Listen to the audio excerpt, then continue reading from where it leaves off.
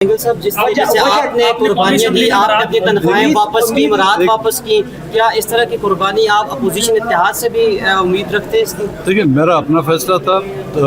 جس دن سے میں نے استعفیٰ دیا، میں نے حکومت کی نہ کوئی مراد حاصل کی، نہ ہی ان کے کوئی ٹکٹ میں نے یوز کیے، نہ ہی ان کا اپارٹمنٹ یوز کیا. تنخواہ جمع ہو رہی تھی، انہوں نے مجھے بل بھجوایا 1 کروڑ کا. میں نے بولا تنخواہ تم لوگوں نے 78 لاکھ دیے اور بل مانگ رہے ہو.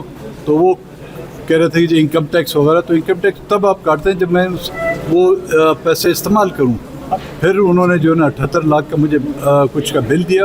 وہ میں اپنے اوپر ایک بوجھ سمجھتا، وہ میں نے واپس کیا. یہ قربانیاں چکجئی صاحب کیوں نہیں دے سکتے؟ دیکھیے، جب وہ ان کا فیصلہ ہے، ان کی پارٹی کا فیصلہ ہے، وہ میری پارٹی کے فیصلے کے پابند نہیں ہوں گے، نہیں وہ میرے فیصلے کے پابند. کیا پولیس کو پوری پلان شہید کیا کیا پولیس کو وہ اسمبلیوں سے نکل آئیں اور جو ہے وہ آگے کوئی تحریک کی طرف جائیں، کیونکہ جو حالات بن چکے ہیں، آپ خیبر پختونخوا میں دیکھیں، آپ بلوچستان میں دیکھیں، کشمیر میں دیکھیں، پنجاب میں جو باہر سے آئے ہوئے مہمان ہیں ان کے ساتھ جو زیادتیاں کی جاتی ہیں.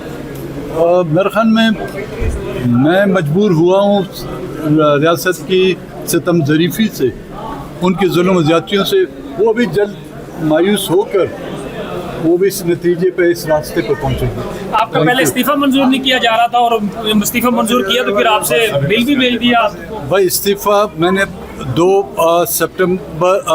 3 سپٹمبر 2024 کو دیا تھا.